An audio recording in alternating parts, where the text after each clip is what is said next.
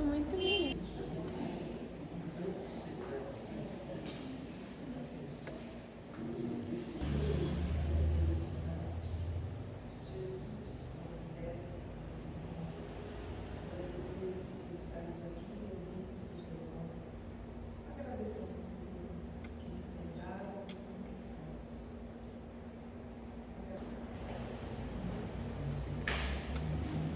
Minhas irmãs, meus irmãos, boa noite.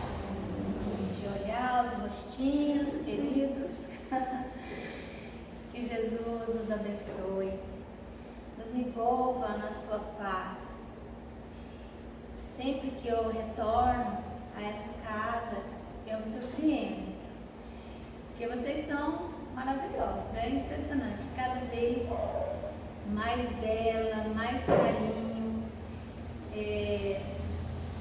Da última vez que eu estive, toda aquela parte lá estava concluída, a gente veio fazer um encontro na área da assistência social, como sempre, né? Nossa área, a área da nossa linda, né? Que estávamos lembrando, desencarnou, mas que está entre nós, com certeza.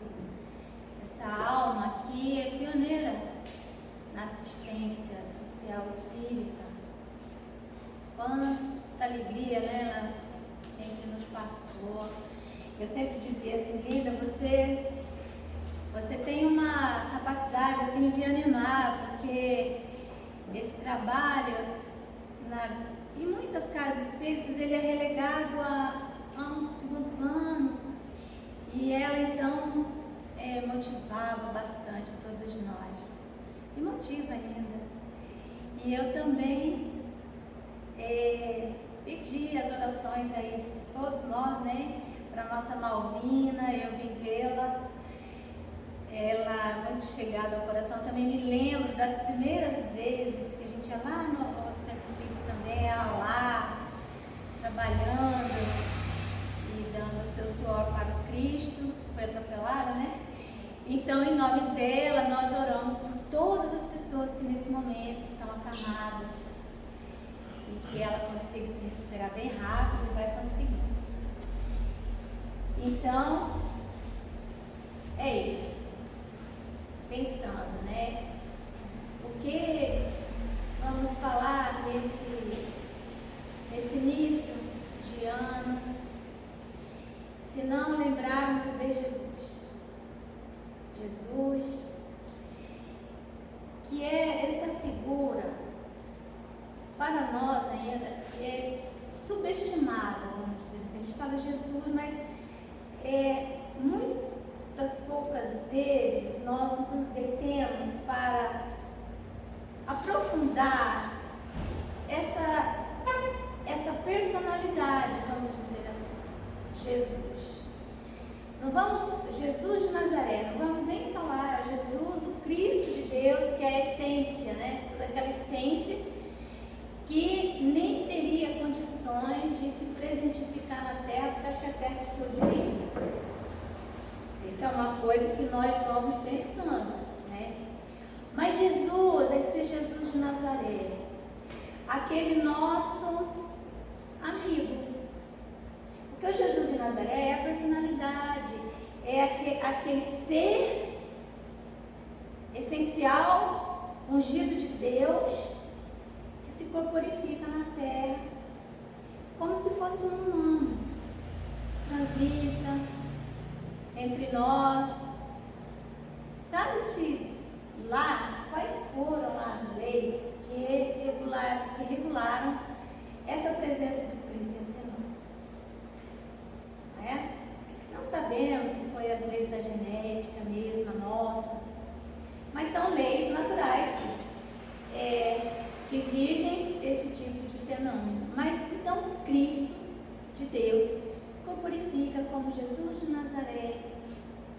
Então nós ficamos pensando o quanto ele para estabelecer uma relação de simetria conosco, o quanto da sua luz ele precisou diminuir, apagar, para falar a nossa linguagem,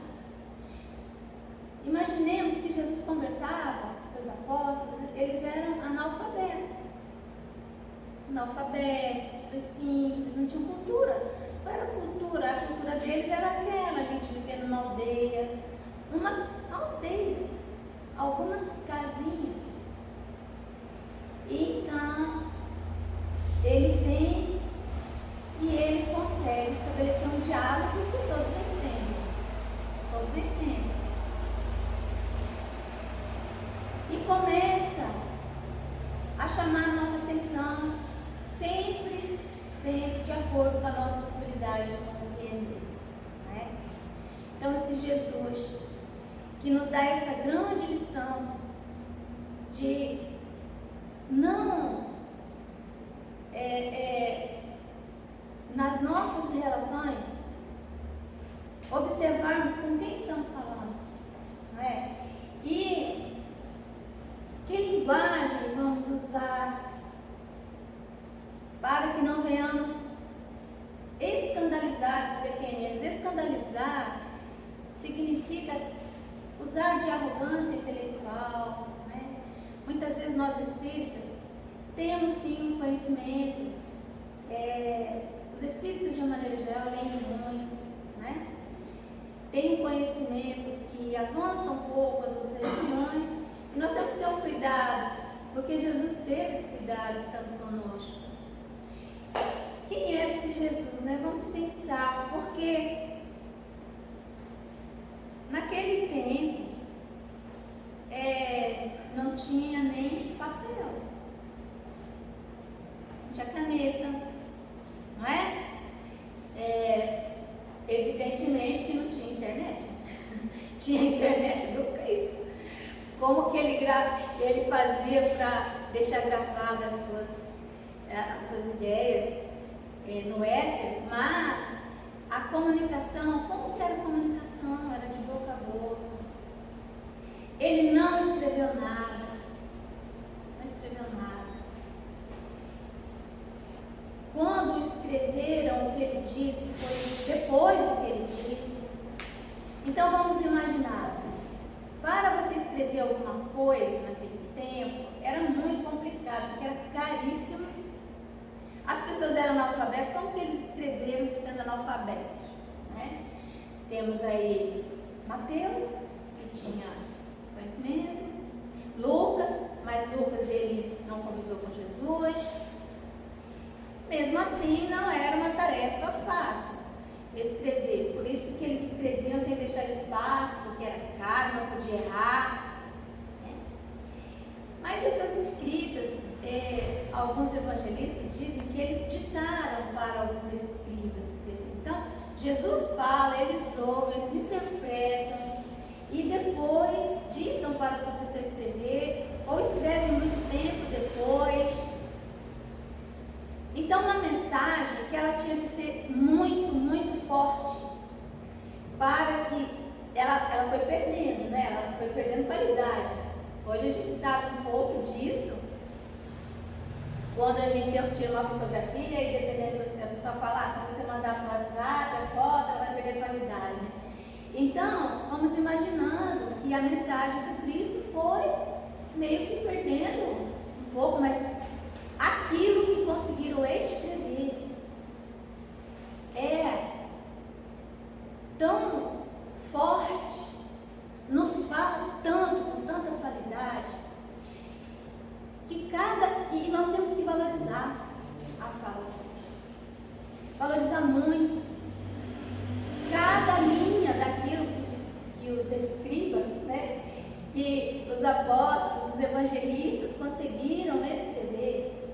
Nós temos que pegar aquilo e procurar olhar, não com a nossa mente racional, não com os raciocínios que nós conseguimos fazer, que são a mente, mas aprofundar com a nossa intuição, permitir que aquilo que está sendo dito ali, aquilo é como se fosse hoje, que a gente fala tanto, um hiperlink, né? Aqueles textos que a gente vê na internet, ele vem azulzinho, a gente clica em cima, aparece outro mundo, aí você tem um outro azulzinho em cima, são hiperlinks.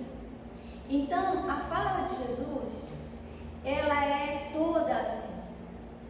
conforme nós vamos avançando em nível de consciência, nós vamos expandindo a nossa consciência, nós vamos compreendendo mais e melhor, vamos adaptando, e é incrível, porque são falas que se adaptam ao momento, e depois você entende que tem mais coisa ali. O que é também típico dos espíritos nobres, que escrevem, cada vez que nós lemos o texto, passado um tempo a gente cresce um pouco, né? Vai ler novamente e enxerga mais coisas. Então hoje nós vamos falar de um versículo que está em Mateus, e que Mateus escreve que Jesus teria dito aquilo numa montanha, o sermão da montanha. O evangelista Lucas disse que ele falou aquilo numa planície, então o sermão da planura. São diferentes, assim, as palavras, mas o mesmo sentido. Então, o que nós vamos entender disso? Que Jesus falou isso muitas vezes, em muitos lugares. Repetia sempre, né, para que aquilo ficasse gravado, a ponto de eles conseguirem escrever.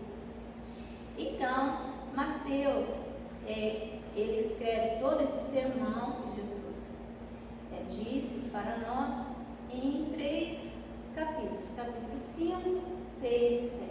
O capítulo 5 de Mateus começa com as bem-aventuranças, e essas bem-aventuranças, elas significam no seu conjunto uma observação de Jesus para nós, uma senha que ele está nos dando de quais seriam as virtudes que os seus discípulos precisavam alcançar. Porque virtude é uma coisa que já existe, né? Nós temos que alcançá-las. Eu sempre repito esses valores, nós falamos, eu preciso construir valores, mas nós não construímos valores. Os valores, eles já existem. Nós apenas realizamos esses valores.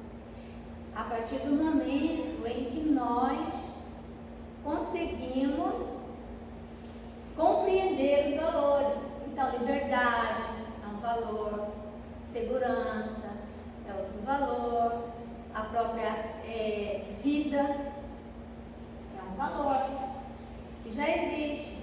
Mas qual é a nossa concepção a respeito da vida? Não é? Como que nós valorizamos a vida? Tem muitas formas de interpretar isso, não é? Qual é a melhor vida? A vida que está no útero, ou a vida da mulher que está gerando? E qual é o melhor direito? Direito à vida de quem está dentro do útero, ou direito ao corpo, né, da mulher, meu corpo, minhas regras? São 2 direitos aí que, em algum momento, a depender de quem está analisando, eles podem ficar contrapostos, não é? Então, isso vai depender de quem é o sujeito que está ali realizando aquele valor. Realizar valor, então, é algo que só os seres humanos podem fazer, os animais não realizam valor. Então, quando nós realizamos a vida, em que nível nós realizamos esse valor? É o quanto nós levamos em consideração vida. Qual vida é importante? Os animais, as plantas, como que nós compreendemos isso? E então nós vamos cada vez mais avançando em entendimento. E essas virtudes também elas já existem, elas estão aí. E Jesus então começa a falar bem-aventurados e vai usando as bem-aventuranças. E uma delas é bem-aventurados os que têm puro o coração, porquanto verão a Deus. Então é interessante observar que Jesus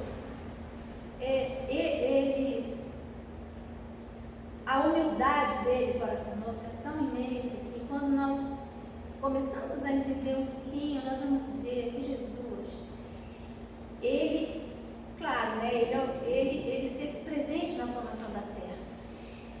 Então Jesus, ele trazia consigo todo o conhecimento, embora não tivesse nenhuma arrogância intelectual. Mas Jesus foi o maior psicólogo que já existiu. Jesus foi o maior matemático que já existiu. Quando ele fala perdoar 70 vezes 7 vezes, e que numa conta rápida, 7 vezes 7, 49, já 490 vezes, né? E não é isso. Jesus está falando de uma numeração que naquele tempo ninguém não existia ainda, que é a potência. 70 vezes elevado a 7 na potência, que significa um número astronômico, e que é 80 e tantos trilhões de vezes, 400 e pouco. E quando nós vamos fazer um cálculo, eu tive um filho meu que é matemático, fizeram conta. Então ele foi me dizendo quantos milênios nós gastaríamos se perdoássemos uma vez por minuto. Milênios. Se perdoássemos, não, uma vez por minuto é milhões. Uma vez por segundo é que é milênios. Então, e ele falou isso. Naquele momento, Pedro entendeu que era para perdoar bastante. Né? E assim vai. Né? Na verdade, ele estava dizendo que perdão é um estado de consciência. É um estado. Né? O perdão é um estado. Ele não é algo que você faça. É como você age diante de alguém ou de alguma situação que lhe é incômoda. O quanto você consegue tolerar. E perdoar significa doar mais. Então, doar mais o seu tempo. Quando nós estamos com alguém que a gente ama, o nosso tempo voa. Não é? Então, o perdão, ele é esse estado de alma, estado de consciência. E ele então fala, bem-aventurados os puros de coração, porquanto verão a Deus. Nesse momento, ele está usando, em todas as bem-aventuranças, em tudo que praticamente Jesus fala, ele está usando de um recurso psicológico. Porque ele diz assim, ó, bem-aventurados os puros de coração, por quê, por quanto, ou por quê, ou pois. Então ele dá um motivo para nós sermos puros de coração. Ele traz com uma proposta, ele traz uma motivação. E quem é que faz alguma coisa se não for motivado na nossa faixa humana? Bem-aventurados, misericordiosos, porque obterão misericórdia. Então, para a gente obter misericórdia, isso é uma estratégia de um psicólogo perfeito. E assim nós vamos encontrando, porque ele sabia que estava lidando com seres humanos. E ele trabalhou conosco a nossa humanidade. Então, veja, as bem-aventuranças são as virtudes mais profundas que nós possamos alcançar. Mesmo assim, ele precisava nos dar esse contraponto. Então, por isso que nós temos que mergulhar, especialmente nesse sermão da montanha, porque as outras falas, os outros escritos, eles retratam situações, às vezes milagres. Mas o sermão da montanha, ele é realmente o diamante que está ali colocado. Né? Bem-aventurados os puros de coração. Veja que não é puro de mente, não é puro de cérebro, é de coração. Porquanto verão a Deus. Então tem um motivo aí, ver Deus, eu quero ver Deus. Para isso tem que ser puro de coração. Como que eu vou ser puro de coração se eu sou humano? Né? Será que eu algum dia vou alcançar essa pureza que Jesus está falando? Será que só quando eu me tornar uma alma perfeita que eu vou conseguir chegar a Deus? Então está muito longe. Né? Longe demais, ele já falou isso há 2023 anos agora, não é? Então, como que nós vamos ver Deus se nós não conseguimos essa pureza? A questão toda é que a maioria de nós religiosos, quando falamos em pureza, nós moralizamos, nós trazemos para o campo das relações afetivas, nós somos moralistas. O nosso julgamento, quando se trata dessa área, a área da afetividade, ele é muito duro, cruel mesmo. Somos intolerantes, às vezes com os menores deslizes, então moralizamos. Então essa pureza parece que é algo que tem a ver com essas relações interpessoais, relações conjugais. Mas nós temos que sair desse campo, principalmente o espírita, que sabe muito bem, não é? Que nós tivemos muitas vidas, muitos amores, não é? Muitos filhos, muitas mães, muitos pais. Então é natural que às vezes a gente encontra um, encontra outro e fica meio perturbado. Não. Mas de tal maneira nós vamos criando regras que nos algemam e acabamos destruindo relações com essas regras. Tentando preservar, destruímos.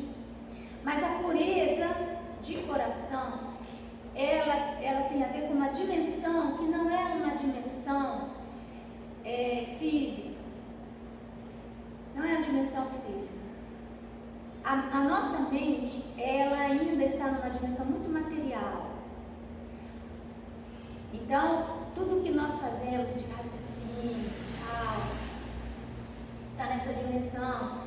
E às vezes a gente leva uma pancada na cabeça e a mente vai embora.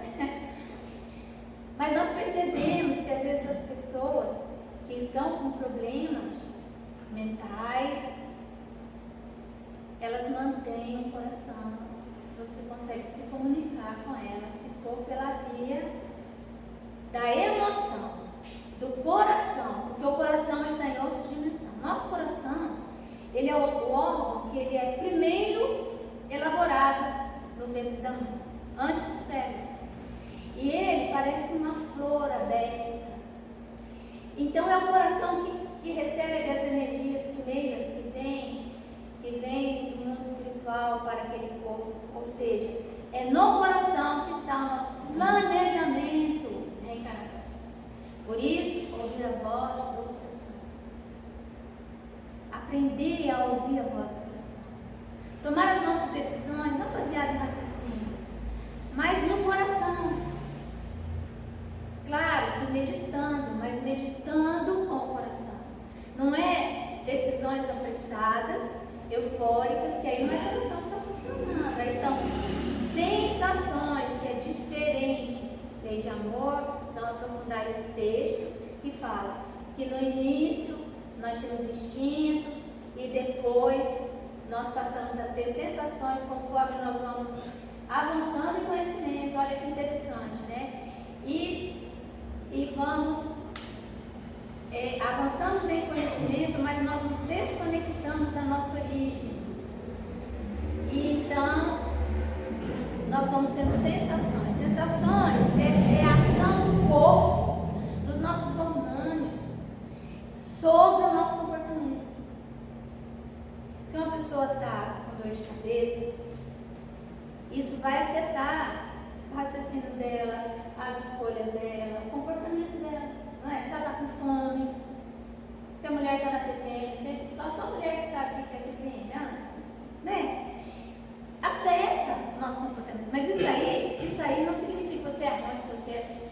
Não! Isso significa que você é um ser que está enclausurado no corpo, que tem um grande poder sobre o seu comportamento. Sensações. Mas o coração, quando ele é ouvido numa dimensão diferente, em que nós acessamos o coração pela intuição. Aí não é raciocínio. São aqueles insights que nós temos, né? Aquilo que vem, aquela iluminação, e que você sabe Mas por que você sabe? Onde que está escrito isso? Não está escrito lugar nenhum, eu sei. A mãe sabe, né? Meu filho não faz isso. Mas por que não? E ainda, às vezes, são até grosseiro, né, com as mães hoje, João? Meus filhos. Mas, a mãe sabe. Como que ela sabe? É um acesso a um conhecimento que está fora do raciocínio lógico, está fora das leis.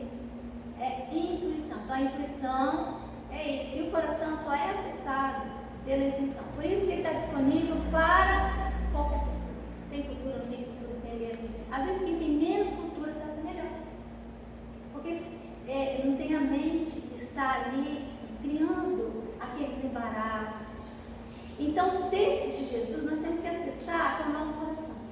Então, bem-aventurados os puros de coração, ou seja, aqueles que estão com o coração livre, com o coração em condições de ser acessado. E quem é que representa para nós o ser que tem o coração puro? Vê se alguém vai saber responder essa questão. Se a gente fosse escolher um coração puro, onde que nós iríamos procurar? As crianças. As crianças. As crianças.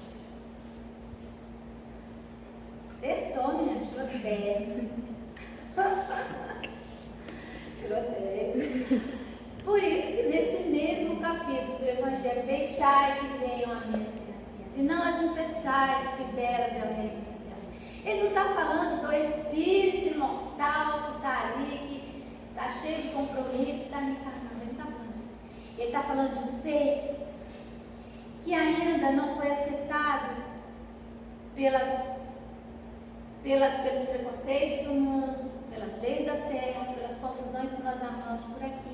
Aquele ser que ainda está com a mente tão, vamos dizer assim, comprimida, porque o cérebro ainda não responde tanto, né? E aquele coração já está pronto, completamente pronto. E ele então se permite deixar guiar pelo coração.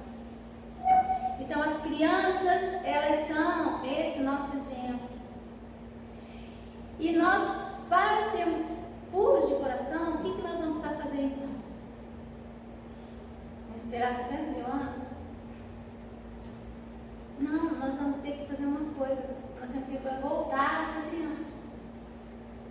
Nós precisamos voltar a ser criança.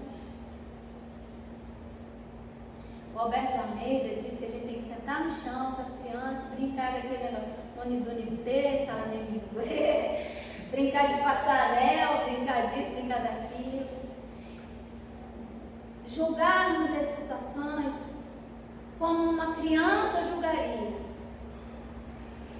Antes que alguém falou para ela assim, olha, não fale com estranhos. Nós temos que orientar, né? Dizer isso, não é? E quando nós falamos isso, não fale com estranhos. O estranho é perigoso. Está vendo aquele ali, ó? Uma pessoa que está vindo na rua, que ela está mal vestida. Vamos mudar de calçada. E ele vai aprender então. Né? Eu não estou dizendo que isso é errado. Também estou dizendo que é certo. Só estou dizendo que é nesse momento que nós vamos perdendo a nossa conexão com a criança interna nossa. E ela vai sendo reprimida. Vai sendo reprimida, a ponto de que nós passamos a ser seres preconceituosos, cheios de análises. Antes do conceito, nós já temos um pronto. Então, vamos julgar a pessoa pela cor, pela quantidade de dinheiro que ela tem no banco. Vocês já viram que se uma pessoa, como está no Evangelho, se ele é um pobre que está em Andrade, ele chega num ambiente com certa fineza, no restaurante, seja o que for, ele é tratado com reserva. Mas se é um rico debochado, Está bem assim, se é um rico debochado que entra, pode estar bêbado, pode estar sendo inconveniente, não é? Que ele é tratado com honra nessa casa. Se ele é alguém que tem poder, então ele pode fazer qualquer coisa. Que tudo para ele é atenuado. Mas uma pessoa que tem uma classe social que é uma baixa, que não tem cultura, que essa pessoa, se ela comete um deslize, ela é julgada com os rigores da lei. Basta olhar nas nossas cadeias, quem é que está preso, não é? Então, isso é fruto desse distanciamento nosso do nosso coração. O medo que nós vamos sendo orientados a cuidar dele como se fosse uma bela de uma plantinha, né? Essas flores aí de bonito, que eu gosto de um amigo de infância lá do Paraná, né? Cuida. Então, nós vamos cultivando o medo. E o medo, ele é paralisante. A ponto que João falava que onde tem temor não tem amor. Ou seja, não tem coração. Porque o medo, mas se nós fizermos isso, e daí? Vou falar uma questão do medo. Hoje eu fiz uma experiência com a minha neta e com a minha filha. O meu, tem um monte de filho, vocês sabem disso. E tem um filho, né, que está em Porto Velho, e a gente veio para cá e resolvi ver a Malvina, me deu um negócio assim, falei, quero ver a Malvina, né? Aí elas vieram comigo, tocam tudo. E esse filho, bem mal acostumado, ele adora, ele vai pensar nessa parada, ele adora levantar de manhã, a gente já fez café, e ele, então ele mandou hoje pra gente um áudio e um vídeo dizendo o seguinte, que os postos de gasolina vão fechar a BR, e que era pra gente contar logo, porque estava muito perigoso, enchendo tanto. E logo de manhã eu acordei e falei, meu Deus, tem uma palestra de noite, né? Aí eu falei, e aí? Logo fomos tomar café, e aí? Como que vai ser, né? Estou sozinha, né? Dispus a situação, hoje estamos tomando isso. Aí eu falei assim, bom, vamos votar. Aí a Ju, eu voto para ficar, porque eu estou querendo tomar o café da manhã, mas eu falei, e tem a sua palestra. Eu falei, mas é a palestra ou é café da manhã, né? Aí vai. Aí a Alice, aí eu falei assim, tem alguém aqui que ficaria com medo se a gente fosse voltar e tivesse assim? Vamos primeiro botar combustível no carro, né? Colocando, olha só a confusão que a gente está criando na nossa manhã. Aí nós fomos, botamos combustível no carro, e pronto, agora combustível a gente tem, né? Aí eu falei, alguém tem medo assim, da gente estar indo, tá tudo fechado, não sei o que, a Alice falou assim, eu não. Aí a gente falou assim, eu também não, eu falei, eu também não, vamos ficar então, ficamos. Mas se nós tivéssemos aceitado aquela, né, o medo que o João falou, nós não estaríamos aqui nesse momento, vivendo com você. Então o medo, ele é paralisante. O medo paralisa, você não consegue fazer essa coisa. Imagina quando eu cheguei aqui a primeira vez nessa casa bem simples. Se as pessoas tivessem medo de investir, não é? Não, nós não vamos conseguir o dinheiro. Mas eu conheço a Sandra, né, gente? Conheço a equipe. Vamos, vai dar certo. Vamos que a gente consegue. E é assim. E é assim.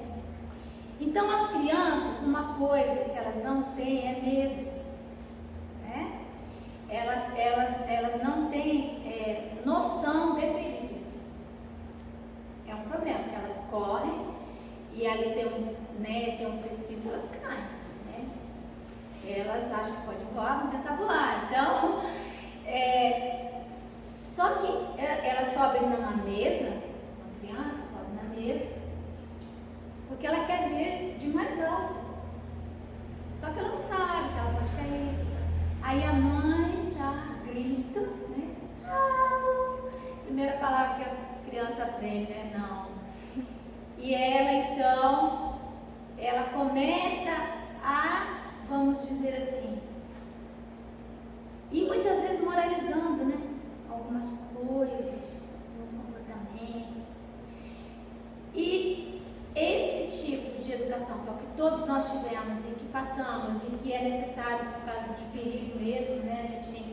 trabalhando e às vezes a gente não tem esse tempo para, meu filho, presta atenção, ou então tomada, né, no seu dedinho, agora as tomadas vem um pouco mais, mas então, quantas mães, né, ao invés de tampar a tomada, ela batia na mão da criança, e essa forma de encarar o mundo, sempre com medo, sempre que está errado, sempre que não pode, nos fez a nós adultos medrosos e adultos que reprimimos a criança. Então, eu sempre lembro do meu pai, eu acho que conheceu o João Filho, ele era uma criança. Meu pai jamais cresceu. No entanto, era um homem, a relação dele com as crianças era de uma pureza tão grande, tão profunda. E isso não o impediu de ser um profissional, de nos criar todos e tal. Retornar, então, a esse coração puro, porque somente com esse coração puro nós vamos conseguir ver Deus, porque onde está Deus? Deus está onde? Deus está na natureza, Deus está no sorriso de uma criança, Deus está nas relações futuras que nós ainda não estabelecemos, ou que talvez jamais venhamos a estabelecer por medo. Deus está naquelas decisões que tomamos e que foi o coração que falou, e no fim dá tudo certo. Porque quando nós ouvimos o coração, nós estamos prestando atenção no nosso planejamento reencarnatório, na nossa vocação, o que é que nós viemos fazer aqui especificamente. Porque eu sempre repito o seguinte, a encarnação nossa é a chamada porta estreita, porque eu acho que estava falando, quantos anos aqui já no corte? 40, né? 40 mesmo, que é o tempo que a gente veio para lá.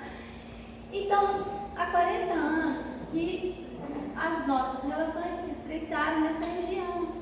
Nós vivemos as circunstâncias dessa região. Não é outra, é aqui, nós estamos aqui, nós falamos português, não é?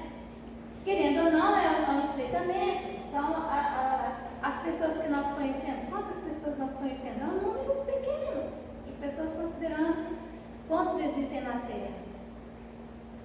Então, quando nós aceitamos isso com alegria, não importa se nós estamos em Porto Velho, igual hoje nós estamos tomando sorvete, né? Com o tempo foi bom sair, nós três, e estávamos muito felizes, nós três. Aí eu falei assim, tá vendo? Nós estamos tomando sorvete aqui em Jaru. Qual seria a diferença se estivesse tomando um sorvete em Paris, né? Eu nunca fui para Paris, eu saí do Brasil, eu falo isso com muita alegria. Mas supondo, né? Qual é a diferença? Se nós três tivéssemos. Eu, por exemplo, teria apavorado lá, porque eu morro de medo de imaginar que vou ter que atravessar o oceano mesmo, né? Mas, não importa onde você está, importa o seu coração como ele está. Se você está conseguindo enxergar as coisas com pureza, com alegria, como as crianças fazem. Uma criança pega um pedaço de pano, transforma aquilo numa boneca, num bichinho de estimação, numa coisa, pega coisas que não tem nada a ver e aquilo vira um mundo, não é? Um mundo. E por que nós não conseguimos mais fazer isso? Então, retornar. E isso é mais fácil se nós voltarmos a conviver com as crianças. Muitas pessoas têm horror à criança. Não quer saber de criança, não quer saber de neto, não quer saber de nada. Meu Deus, é muito difícil criar meus filhos, né? Fala assim. Sem imaginar que aquilo é a grande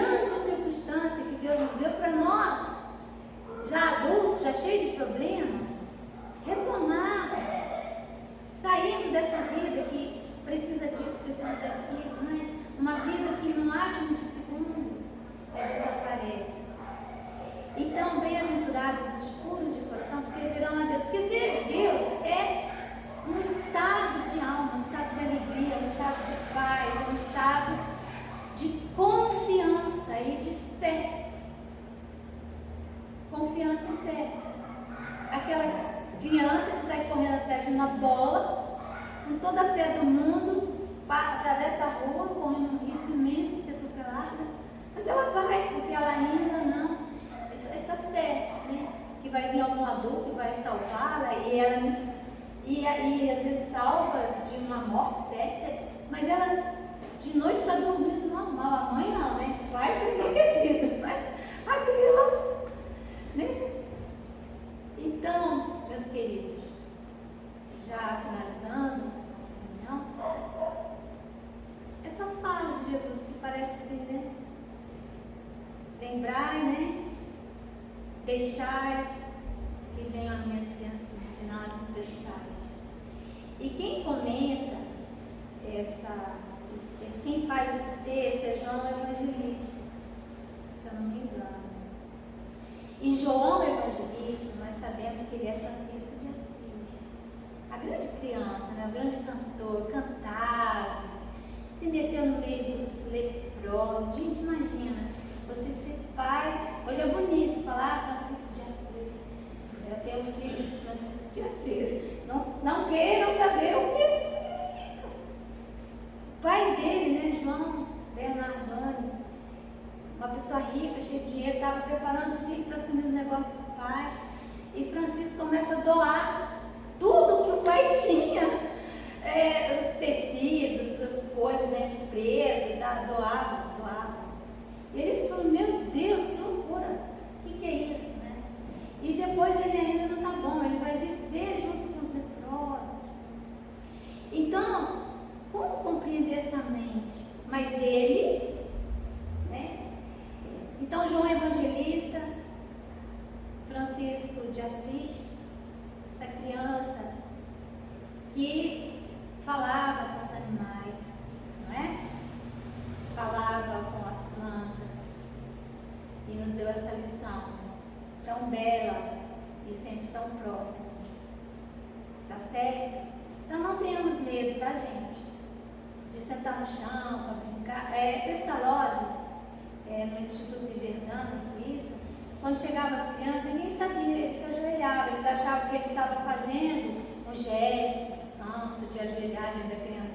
Não era, ele só queria olhar no olho da criança, para ficar igual. Então, essa é a mensagem de hoje. Que Jesus nos abençoe. Eu estou tão feliz. Que bom que eu vim. Que bom que eu não tive medo. Que bom que a gente